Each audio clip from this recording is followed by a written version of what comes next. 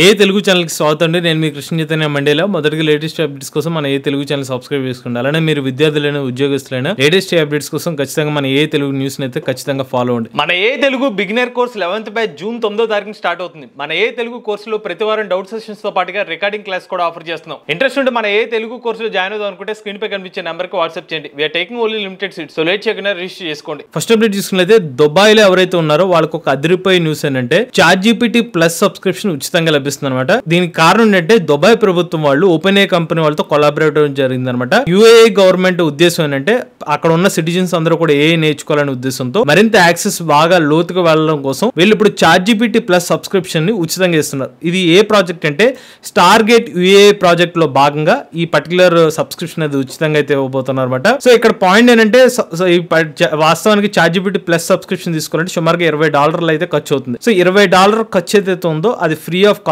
ఇక మీదట దుబాయ్ లోని రెసిడెంట్స్ అందరూ కూడా ఉచితంగా ChatGPT ప్లస్ ఎక్స్ అయితే వచ్చేస్తుంది అనమాట. నెక్స్ట్ చూసినట్లయితే సెంట్రల్ గవర్నమెంట్ ఒక 3 ఏ స్టార్ట్అప్ కంపెనీలకి ఏ మోడల్స్ డెవలప్మెంట్ చేయడం కోసం క్లియరెన్స్ అయితే ఇవ్వడం జరిగింది అనమాట. సో అందులో మొదటి కంపెనీ స్టార్ట్అప్ చూసుకున్నట్లయితే సాకెట్ ఏ వాళ్ళు ఏం చేస్తున్నారంటే open source model 120 billion parameters ఒక ఫౌండేషన్ మోడల్ అయితే డెవలప్ చేయబోతున్నారు. ముఖ్యంగా డిఫెన్స్, హెల్త్ కేర్ మరియు ఎడ్యుకేషన్ విభాగానికి అయితే ఈ మోడల్ అయితే ఉపయోగించబోతున్నారు. నెక్స్ట్ GAN.A ఈ particular model 70 billion parameter model అయితే ఉంటుంది అనమాట. ముఖ్యంగా టెక్స్ట్ టు స్పీచ్ క్యాపబిలిటీస్ మీద ఫోకస్ చేసి ఈ మోడల్ అయితే ఉంటుంది. ఇక మూడోది Gnani.a మోడల్ ఉపయోగం ఏంటంటే స్పెసిఫిక్ గా చెప్పాలంటే ఇది మనకి వాయిస్ టు వాయిస్ మోడల్ అంటే లార్జ్ లాంగ్వేజ్ మోడల్స్ భారతదేశం మరియు ఇతర ప్రపంచ డేటాకు సంబంధించిన లాంగ్వేజ్ సపోర్ట్ అయ్యే విధంగా అయితే మోడల్ అయితే ఉండబోతుంది. ఇక నెక్స్ట్ చూసినట్లయితే ఏ వాడదాం అనుకున్న ప్రతి ఒక్క యూజర్ కి ఒక అదిరిపోయే వార్త ఏంటంటే గూగుల్ వాళ్ళు తాజాగా ఒక ఏ యాప్ అయితే లాంచ్ చేస్తారు. బట్ మన భారతదేశంలో అయితే ప్రెసెంట్ యాక్సెస్ లేదు. బట్ గిట్ హబ్ లో అయితే దీని యొక్క డౌన్లోడ్ లింక్ అయితే కనిపిస్తుంది అనమాట. దాని పేరే గూగుల్ ఏ ఎడ్జ్ గ్యాలరీ. ఈ గూగుల్ ఏ ఎడ్జ్ గ్యాలరీని మీరు మొబైల్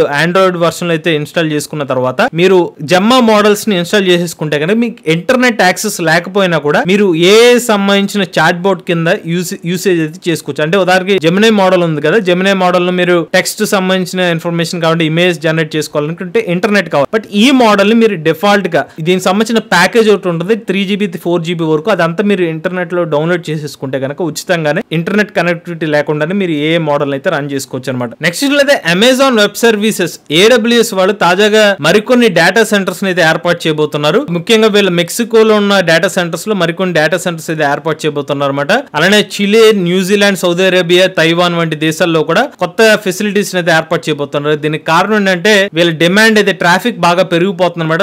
దాని ట్రాఫిక్ ని హ్యాండిల్ చేయాలంటే ముఖ్యంగా ఏ రిలేటెడ్ మోడల్స్ ని రన్ చేయడం కానివ్వండి, NVIDIA GPUs ని హ్యాండిల్ చేయడం కానివ్వండి, వీటన్నిటికీ ఖచ్చితంగా మనకి ఏ సంబంధించిన డేటా సెంటర్స్ కావాలి కాబట్టి మీరు మరికొన్ని డేటా సెంటర్స్ అయితే ఏర్పాటు చేస్తున్నామని చెప్తున్నారు. ప్రస్తుతం అయితే 114 అవైలబిలిటీ జోన్స్ అయితే ఉన్నాయన్నమాట. మరొక 12 జోన్స్ అయితే ఏర్పాటు చేయబోతున్నారు. నెక్స్ట్ అయితే ముస్లిం యొక్క పవిత్ర యాత్ర హజ్ యాత్ర ఏదైతే ఉందో అక్కడ ఇక మీదట ఏ టెక్నాలజీని యూజ్ చేయబోతున్నారు అంటే 2020 సంవత్సరంలో హజ్ యాత్రకి చాలా మంది భక్తులు వస్తారని ఒక అంచనా అయితే ఉందన్నమాట. వీళ్ళని హ్యాండిల్ చేయడం కోసం అంటే వాళ్ళకి ఒక గైడెన్స్ కింద ఇప్పుడు ఏ సంబంధించిన రోబోట్ ని కూడా డిప్లాయ్ చేయబోతున్నారు. ఉదాహరణకి మనారాహ్ 2 అనే ఒక సెకండ్ జనరేషన్ రోబోట్ ని అయితే యూజ్ చేస్తున్నారు. ఈ రోబోట్ దీని వల్ల ఉపయోగం ఏంటంటే అక్కడ ఉన్న పిలిగ్రిమ్స్ ఎవరైతే భక్తులు వస్తారో వాళ్ళకి ప్లేస్ ఎక్కడికి వెళ్ళాలనేది క్లారిటీగా ఇన్స్ట్రక్షన్స్ అయితే ఇస్తున్నారు అనమాట. సో దీన్ని గ్రాండ్ మాస్క్ దగ్గర అయితే డిప్లాయ్ చేయబోతున్నారు. అలానే ఈ రోబోట్ కి 21 అంగుళాల టచ్ స్క్రీన్ డిస్ప్లే అయితే ఉంటుంది. 5G network, high resolution cameras తో ఈ రోబో అయితే పనిచేస్తుంది అనమాట. ఇదే ఆ రోబో అనమాట. ఈ రోబోటే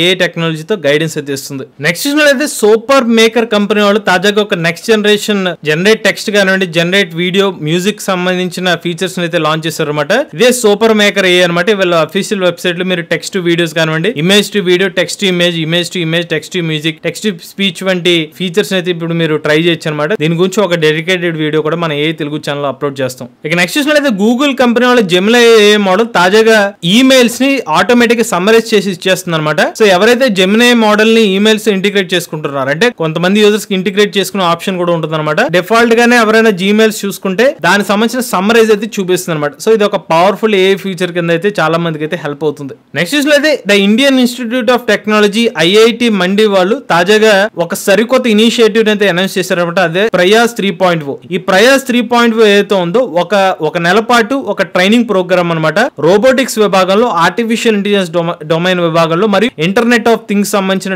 విభాగంలో అయితే ఈ ప్రోగ్రామ్ అయితే ఉండబోతుంది. సో ఈ ప్రయాస్ 3.0 వర్షన్ ఏదైతే ఉందో IIT మండి క్యాంపస్ లో అయితే అయితే ఉండబోతుంది అనమాట. సో ఇక్కడ హ్యాండ్స్ ఆన్ ప్రాజెక్ట్ కానివ్వండి, లేకపోతే మనకి ప్రాజెక్ట్ బేస్డ్ లెర్నింగ్ ద్వారా కానివ్వండి, ప్రాక్టికల్ టెక్నాలజికల్ స్కిల్స్ ని బిల్డ్ చేసుకునే విధంగా వీళ్ళు ఐఐటి మండి వాళ్ళు అయితే ఈ ఇనిషియేటివ్ అయితే తీసుకున్నారు. నెక్స్ట్ చూసినట్లయితే ఇన్ఫోసిస్ కంపెనీ వాళ్ళు తాజాగా ఒక భారీ కొలాబరేషన్ అయితే చేయడం జరిగింది అనమాట. యూరోప్ దేశానికి చెందిన ఈ ఆన్ ఒక కంపెనీ వాళ్ళతో వాళ్ళు ఒక కొలాబరేషన్ తీసుకున్నారు.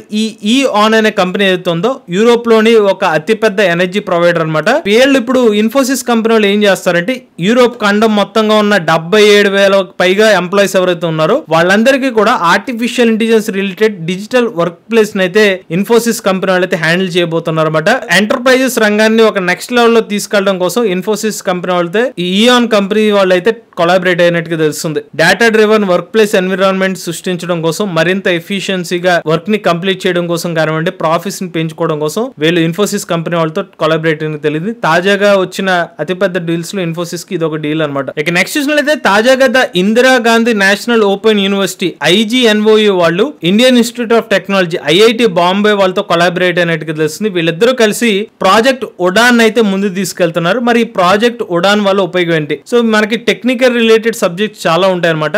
బట్ కొన్ని టెక్నికల్ సబ్జెక్ట్ ఏదైతే ఉన్నాయో మోస్ట్లీ ఇంగ్లీష్ భాషలో మాత్రం ఉన్నాయి. బట్ ఇప్పుడు వీళ్ళ కొలాబరేషన్ లో ప్రాజెక్ట్ ఉడాన్ లో భాగంగా భారతదేశంలో చాలా వరకు రీజనల్ లాంగ్వేజెస్ లో ఈ టెక్నికల్ సబ్జెక్ట్ సంబంధించిన బుక్స్ ని ఆ రిలేటెడ్ రీజనల్ లాంగ్వేజెస్ కి ట్రాన్స్లేట్ చేయబోతున్నారు. సో ముఖ్యంగా డిజిటల్ లెర్నింగ్ ని నెక్స్ట్ లెవెల్ లో తీసుకెళ్లడం కోసం ఈ పర్టికులర్ కొలాబరేషన్ అయితే ఉంటుంది అనమాట. ముఖ్యంగా ఆప్టికల్ క్యారెక్టర్ రికగ్నిషన్, లేకపోతే డొమైన్ స్పెసిఫిక్ గ్లాసరీస్, లేకపోతే human feedback for high quality translations, వీటన్నిటిని ఉపయోగించి ప్రాజెక్ట్ ఉడాన్ అయితే ఆర్టిఫిషియల్ ఇంటెలిజెన్స్ ఉపయోగించి ఈ ప్రాజెక్ట్ అయితే కంప్లీట్ చేయబోతున్నారు అనమాట. ఇక చివరి అప్డేట్ చూసుకున్నట్లయితే స్పిరిచువల్ గురువు అయిన సద్గురు గారు తాజాగా ఢిల్లీ సంబంధించిన హైకోర్టును అయితే ఆశ్రయించడం జరిగింది. దేనికోసం అంటే ఈ మధ్యకాలంలో సద్గురు గారు చేసిన కొన్ని కంటెంట్ ఏదైతే ఉన్నదో అది లేని కంటెంట్ ని ఏదో క్రియేట్ చేసి ఫేక్ సర్క్యులేషన్ అయితే జరుగుతుంది. ఇది కరెక్ట్ కాదు. మా కంటెంట్ ని ఫ్యాబ్రికేట్ చేసి విజువలైజేషన్ మిస్లీడింగ్ కంటెంట్ అయితే పబ్లిక్ రిలీజ్ చేస్తున్నారు. సో ఏ రిలేటెడ్ సంబంధించిన కంటెంట్ ని మిస్యూజ్ చేస్తున్నారు. సో వీటి మీద